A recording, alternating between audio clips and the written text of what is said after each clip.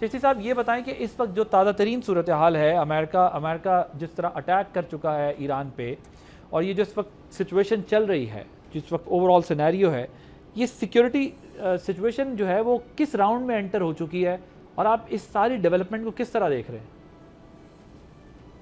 بہت شکریہ باسی صاحب، آپ نے انوائٹ کیا۔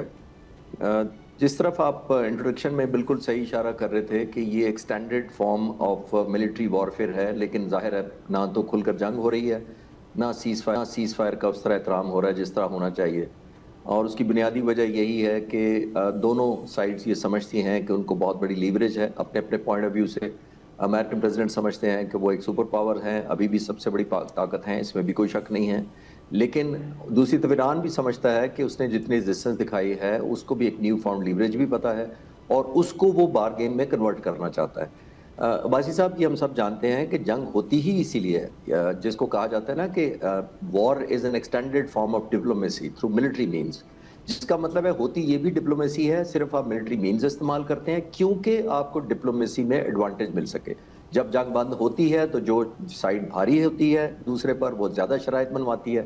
اس میں آپ نے دیکھا کہ اتنے ہفتے ہو گئے سیز فائر کو بھی، اور کوئی سائڈ ماننے کو تیار اس لیے نہیں ہے کہ نہ امریکہ اپنے وہ آبجیکٹیو حاصل کر سکا جو ملٹری آبجیکٹیو تھے، اور نہ ایران اس طرح شکست دیا جا سکا، یا ایران نے سسٹین کرنا تھا اور سروائیو کرنا تھا۔ میں نے ایک دفعہ پہلے بھی آپ کے پروگرام میں عرض کیا تھا، تو وہ اس نے کر لیا۔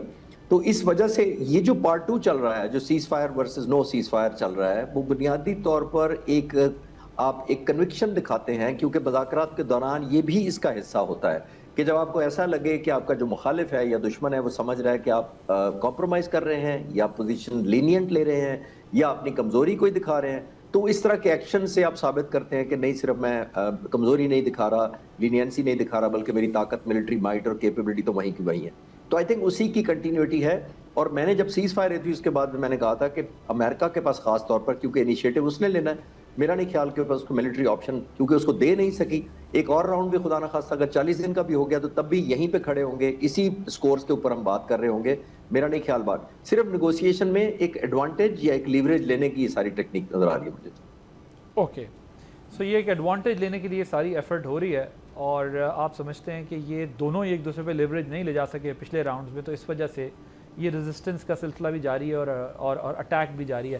یہ بتائیے گا، لاسٹ ویک امریکن پریزیڈنٹ اسرائیل کو خود ایران پر اٹیک سے روک رہے تھے، آج یہ امریکہ کو خود حملے جو کرنے پڑ رہے ہیں، ایک تو ظاہر ہے آپ نے اس کا ایک پس منظر ہمیں بتایا ہے، لیکن ظاہر آپ نے بڑی تفصیل سے بتایا کیونکہ آپ یہ سمجھ رہے ہیں کہ یہ لیوریج لینے کی کوشش کی جا رہی ہے، تو یہ ہیلی کاپٹر انسیڈنٹس کو بیس بنایا گیا آپ کے خیال؟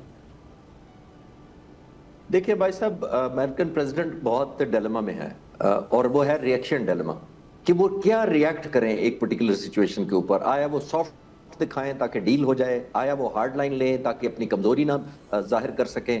پھر آپ نے دیکھا جو پچھلے سوال کے جواب میں رہ گیا، میں اس کی کنٹینیوٹی میں کہوں گا کہ شو سپوائلر سب سے بڑا اسرائیل ہے، نیتن یاہو ہیں۔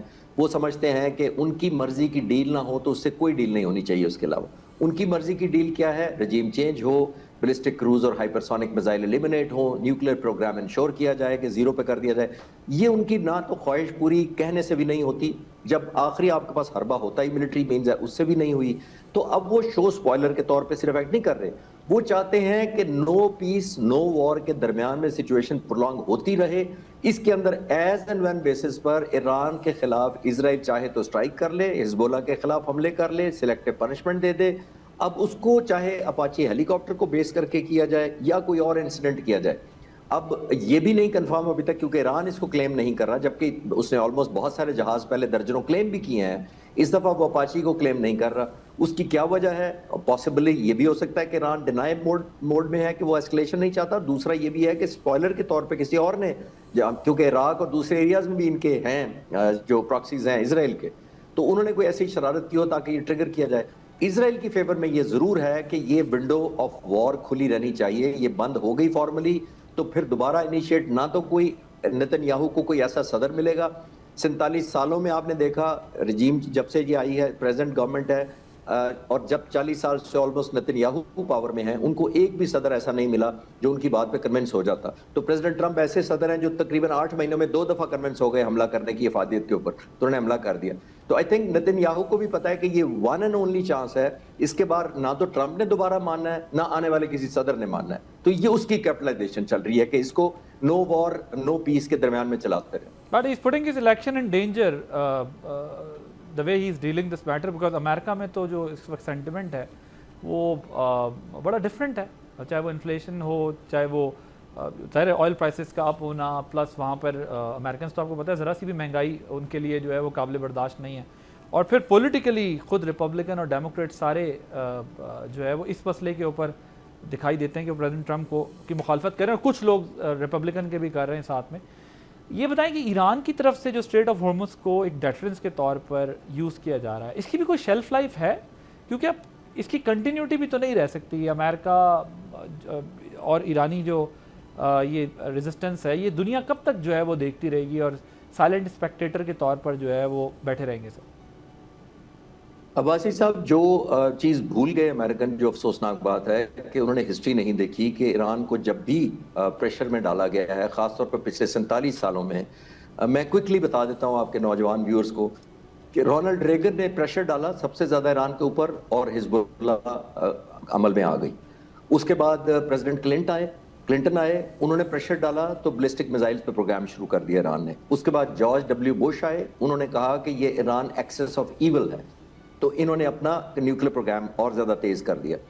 अब प्रेसिडेंट ट्रंप आए तो उन्होंने जब से किया तो नया तोहफा या new found leverage state of Hormuz के शक्ल में देकर चले गए। ये ऑलमोस्ट न्यूक्लियर बॉम्ब से ज़्यादा खतरनाक है, बिकॉज न्यूक्लियर बॉम्ब तो पता नहीं कब चलेगा या नहीं चलेगा, स्टेट ऑफ हॉर्मुज़ तो रोज़ाना चलेगा, इसका इशू भी चलेगा और उसकी टैक्सिंग और वट एवर मैकेनिज्म चलेगा। अगर स्टेट ऑफ हॉर्मुज़ खुल भी जाए तो ये न्यू फाउंड लीवरेज खत्म नहीं हो सकता ईरान का, और कॉन्फिडेंस उसका रिस्टोर जब मर्जी वो कर सकता है कि मैं स्टेट ऑफ हॉर्मुज़ को बंद करने की सलाहियत रखता हूँ। तो ये आपने ऐसा सबक सिखा दिया है, it's just like a swimming. तो स्विमिंग के बाद आप किसी को मारें, जो मर्जी करें कि भूल जाओ, तो वो स्विमिंग नहीं भूलती फिर उसका। ये वही चक्कर हुआ है यहाँ पर।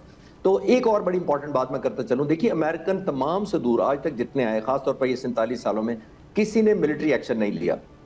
दो से दूर ऐसे हैं, एक जिमी कार्टर और एक प्रेसिडेंट ट्रंप।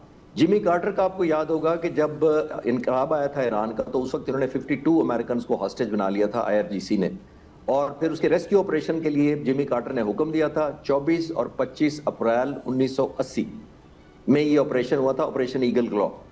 बुरी तरह नाकाम हुआ था क्योंकि 8 हेलीकॉप्टर तबाह हुए थे, एक हेलीकॉप्टर C-130 से टेक ऑफ में टकरा गया था, 52 के 52 हॉस्टेज नहीं रिहा हो सके थे। तो कहा यह जाता है कि अप्रैल 24-25 1980 को ये सारा वाकया हुआ, बड़ी एम्बैरसमेंट हुई, 8 क्रू भी मारे गए अमेरिकन, और उसी साल में जिमी कार्टर का इलेक्शन था और वो हार गए थे। और तमाम एनालिस्ट एग्री करते हैं कि जिमी कार्टर का वो जो मिलिट्री ऑपरेशन नाकाम था उसकी वजह से सेकंड टर्म नहीं जीत सके थे। तो प्रेसिडेंट ट्रंप दूसरे प्रेसिडेंट हैं, ऑल्दो इनका सेकंड टर्म है, ये जिन्होंने मिलिट्री एक्शन किया है, तो एक सबक उन्होंने भी नहीं सीखा था और अभी वही नहीं सीख रहे, और बात वहीं की वहीं खड़ी है। मैंने कहा थोड़ा सा हिस्टोरिकली बता दें कि प्रेसिडेंट ट्रंप कुछ भी कर ले, मिलिटरीली आप फोर्स नहीं कर सके। और आखिरी बात एक फिर मैं कनेक्ट करना चाहूंगा, प्रेसिडेंट ओबामा एक सदर हैं जिन्होंने मिलिट्री फायर या बुलेट एक्शन लिए बगैर JCPOA करवाया था। उन्होंने और बहुत सारी जंगें लगाई या उनको एस्केलेट करवाया, वो अलग डिबेट है, लेकिन JCPOA उन्होंने करवाया था। You can achieve your desired targets through dialogue with Iranis। आप समझ रहे हैं कि ये जिस तरीके से अमेरिकन ने जब भी इन पे ऊपर यूज ऑफ फोर्स की है, वो उसका रिएक्शन आया है और रिजल्ट नहीं मिला, चाहे वो 2 दफ़ा ही की, और पिछले सालों में जितना भी डायलॉग से उन्होंने अचीव किया है वैसे नहीं कर सके। Fair enough. Thank you so much. Chishti साहब हमारे साथ मौजूद थे, एयर कॉमोडोर चिश्ती साहब डिफेंस एनालिस्ट हैं। सब्सक्राइब करें और बेल दबाएं ताकि कोई खबर रह न जाए।